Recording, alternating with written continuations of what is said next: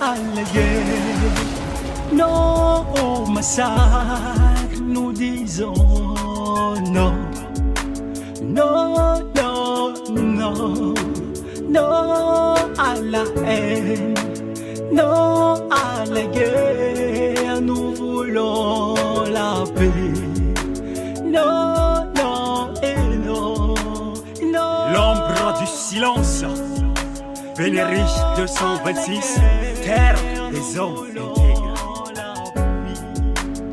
Un père est un esprit vivant et un esprit, un père tapis dans l'ombre.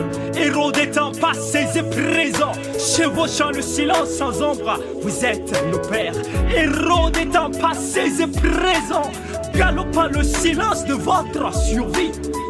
Vous êtes nos pères, repères, héros à jamais. Oui, un père est un repère quand on se perd. Une attitude qui parle plus que les mots. Un feu qui brûle mais jamais ne dévore. Un gisement de valeur, un père est un vrai trésor.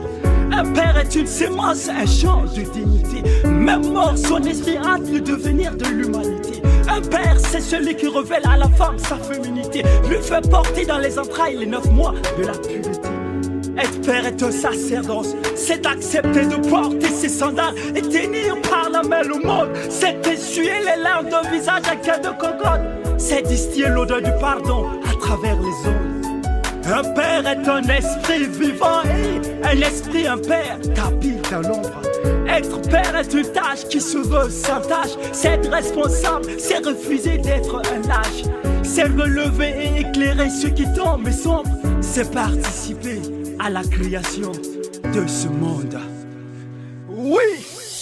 Dans ce monde éclairé par l'obscurité de feu et de fumée, le terrorisme faisait rage, des rêves et tempêtes enragées. Les explosions fulgurantes ébranlaient les toits et même les sols. Les pleurs des mitrailleuses vidaient de leurs habitants les villages et les écoles. Sous les cris de balles, des corps inéchaussés vacillaient et tombaient. Des vies s'évaporaient, laissant des cadavres de la puanteur qui hante. Les marches des champs se couvraient de sang, les âmes s'envolaient. Des VDP et des soldats héroïques portaient leur treillis, leur courage et leur africanité, buvant l'espoir, bravant la mort et défiant l'éternité.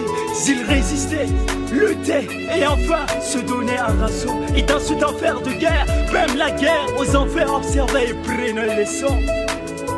La bataille de la survie dansait aux yeux de courage balbutiant et marchait au pas de la mort.